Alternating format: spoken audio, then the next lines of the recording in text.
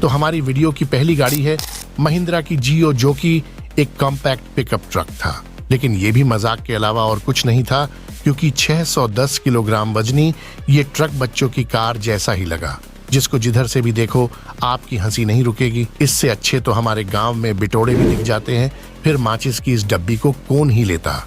मतलब आज जो हम अच्छी अच्छी गाड़ियां चला पाते हैं, हमारे बड़े बुजुर्गों ने गाड़ियों के नाम पर बड़े अत्याचार सहन किए हैं। इसके बाद अगली गाड़ी है टाटा स्पेसियो, जो कि 1999 में टाटा सूमो गाड़ी को काट छाट कर बनाई गई, जो 6 और 10 सीटर ऑप्शन में आती थी। इस गाड़ी में छत और दरवाजे फाइबर बॉडी के देखने को मिले। इतना ही नहीं, गाड़ी में टाटा 407 का 2956 सीसी इंजन भी देखने को मिला, जो सुनने में तो बड़ा था लेकिन पावर में एकदम जीरो। मतलब जितनी बड़ी वो शरीर से दिखती थी, दिल उतना ही छोटा था। जिन सब के बाद टाटा स्पेसियो को टाटा बोल दिया गया, जिसके बाद टाटा स्पेसियो को 2004 में स्पेसियो विक्टा नाम से फेसलिफ्ट भी किया गया, लेकिन ये आविष्कार भी फूस हो गया। इसके बाद आता है टेम्पो हेंसीट, जो कि 70-80 के दशक का एक अजीब इन्वेंशन था, जो सवारी ढोने का सबसे सस्ता जुगाड़ हुआ करता था, जिसकी सवारी का स्वाद आप में से काफी लोगों ने भी जरूर लिया होगा, जिसमें अंदर से ज्यादा सवारी तो मरगाड़ पे बैठ जाती थी, तो बाकी छत पे हवा हवाई रहती थी। आज भी लोग कई जगह इस गाड़ी से सफर करते देखे जाते हैं, जिसको कई नामों से बुलाया जाता था, जैसे तेथन, मकोड़ा और भुंड। आपने इसका क्या नाम सुना है? आप कमेंट्स में जरूर बताएं। ये गाड़ी पेट्रोल इंजन के साथ आती थी, जिसको जुगाड़ करके डीजल इंजन में बनाया गया, जिसको स्टार्ट करने के लिए रस्सी का सहारा लेना पड़ता था। मतलब गाड़ी में तेल हो या ना हो चलेगा, लेकिन रस्सी जरूर होनी चाहिए। रस्सी ही इसकी चाबी थी, जिसका गियर लगाने का भी अपना अलग ही स्वैग था। इस गाड़ी की इतनी पॉपुलैरिटी थी कि ये गाड़ी विदेशों में भी बिकने लगी। पहले ये गाड़ी एक सामान ढोने का अच्छा ऑप्शन हुआ करती थी, जिसको बाद में गुड स्पेस की वजह से पब्लिक ट्रांसपोर्ट भी यूज किया गया। इस नमूने में जो सवारी आगे बैठा करती थी, उनको इसमें ऊंट की सवारी सा फील आता था, क्योंकि इसकी आगे की ओर निकली हुई गर्दन ऊंट की गर्दन का एहसास कराती है और चलने पर ऊंट जैसा ही ऊपर नीचे मजा भी देती थी। अगर आज भी ये अजूबा नया मिल रहा होता तो इको गाड़ी की वाट लगा सकता था। चलो, ये तो था 3 टायर वाला टेम्पो, लेकिन हमारी अगली गाड़ी है 3 टायरों वाली कार सिफानी बादल, जो कि 3 टायरों वाली पहली कार थी, जो इंडिया में 1975 के आसपास लॉन्च की गई, जिसकी शक्ल देखकर हमें मिस्टर बीन की याद आ जाती है। ये गाड़ी पूरी तरह से रियल व्हील ड्राइव थी, जिसका अगला पहिया सिर्फ बैलेंस करने में और चलाने में हेल्प के अलावा और किसी काम का नहीं था। बस आगे वाले टायर से ही स्टीयरिंग जरूर कनेक्टेड था।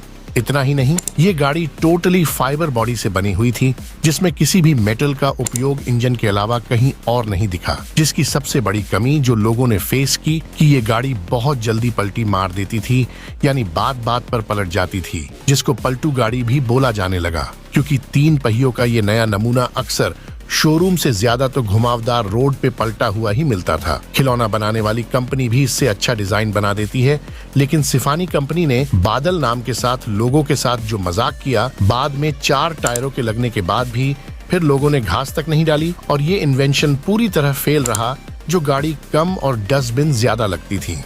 इसके बाद अगली गाड़ी है हिंदुस्तान ट्रेकर, जो कि उस दौर की एक SUV हुआ करती थी, जिसको पुलिस वाले भी खूब यूज किया करते थे। ये गाड़ी हिंदुस्तान मोटर्स ने 1970 के आसपास लॉन्च की थी। एक तरफ तो हिंदुस्तान मोटर्स ने कॉन्टेसा और अम्बेसडर जैसी अच्छी गाड़ियां बनाई, तो दूसरी ओर ट्रेकर जैसी ये अजीब गाड़ी, जिसको अम्बेसडर के बॉडी पार्ट से बनाया गया, लेकिन नए डिजाइन में, मतलब इंजन से लेकर हेडलाइट्स तक सब अम्बेसडर का ही इस्तेमाल किया गया। कहने का मतलब है, अम्बेसडर की आत्मा को नए शरीर में डालने की कोशिश में इस नई गाड़ी का कबाड़ा कर दिया गया, जिसमें 1.5 और 2 लीटर इंजन देखने को मिलता था, जिसकी पावर अल्टो से भी कम देखी गई। मतलब अम्बेसडर कार, जो कि एक पॉपुलर कार हुआ करती थी, उसकी इज्जत के साथ ऐसी छेड़छाड़ होगी, ये तो सोचा भी नहीं जा सकता।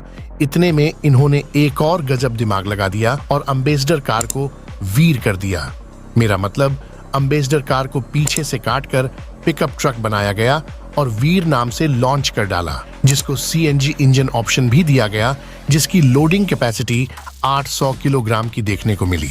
लेकिन इस बदसूरत कार को जितनी स्पीड से लॉन्च किया, उससे भी डबल स्पीड से डिसकंटिन्यू करना पड़ा, जिसको ना के बराबर रिस्पांस देखने को मिला और हिंदुस्तान मोटर्स की वीर गाड़ी बहुत जल्दी वीर गति को प्राप्त हुई। आज जहां किसी कंपनी की एक गाड़ी नहीं चलती तो नई नई लुक वाली बहुत सी गाड़ियां बना दी जाती है, जबकि ये कंपनी अम्बेसडर नाम के मुर्दे में फिर से जान डालने में ही लगी हुई दिखी। तभी तो पहले ट्रेकर नाम से कबाड़ा किया और अब वीर नाम से मजाक। इसके बाद आती है जुगाड़, जो कि किसी कंपनी का इन्वेंशन नहीं था, बल्कि इसको कोई भी चलते फिरते मिस्त्री ही बना देते थे, जिसमें जनरेटर के पीछे बॉडी लगानी थी और गाड़ी तैयार। कभी कभी किसी भी गाड़ी का या बाइक का इंजन लगाकर भी ऐसे जुगाड़ तैयार कर लिए जाते थे। मतलब कबाड़ी से सामान इकट्ठा करके इस अजूबे को इजीली बना लिया जाता था, जिसका कोई स्टैंडर्ड लुक नहीं था, जिसको जैसा सामान मिला लुक भी वैसा ही बना दिया जाता था, जो कि नीड अकॉर्डिंग सवारी ढोने या सामान ढोने के काम में लिया गया। ये अजूबा आपको संसार के किसी कोने में नहीं मिलेगा, क्योंकि इंडिया में एक वायरस की तरह फैल चुकी है।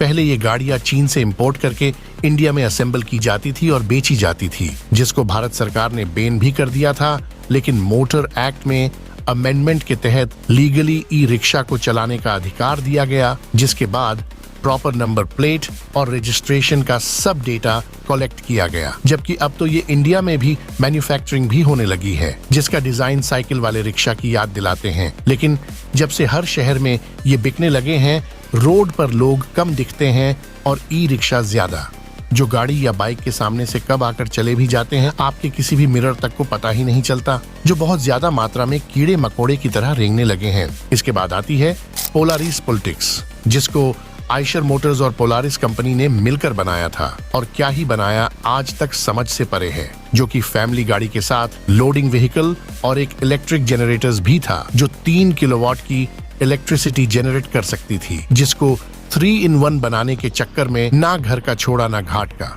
मतलब ये गाड़ी 2 कंपनियों की तरफ से अंधेरे में मारा गया वो लठ था, जो दिन निकलते ही किसी को दिखा ही नहीं, मतलब खरीदार ही नहीं मिले। ऐसा लगा कि इसको बनाने वाला किसी दूसरे गोले से आया होगा, जिसने गाड़ी को गाड़ी कम और कबाड़ी ज्यादा बना दिया। उसके बाद गाड़ी का नाम भी सोने पे सुहागा था। लोडिंग पर्पस के लिए तो एक बार मान भी ले कि चलो सामान ही तो ढोना है, लेकिन फैमिली पर्पस के लिए तो 1000 बार देखने से भी कोई ना माने। इन सब के बाद गाड़ी में एक ही अच्छी चीज थी, एंड वो थी 225 मिलीमीटर का ग्राउंड क्लियरेंस। बाकी इससे अच्छा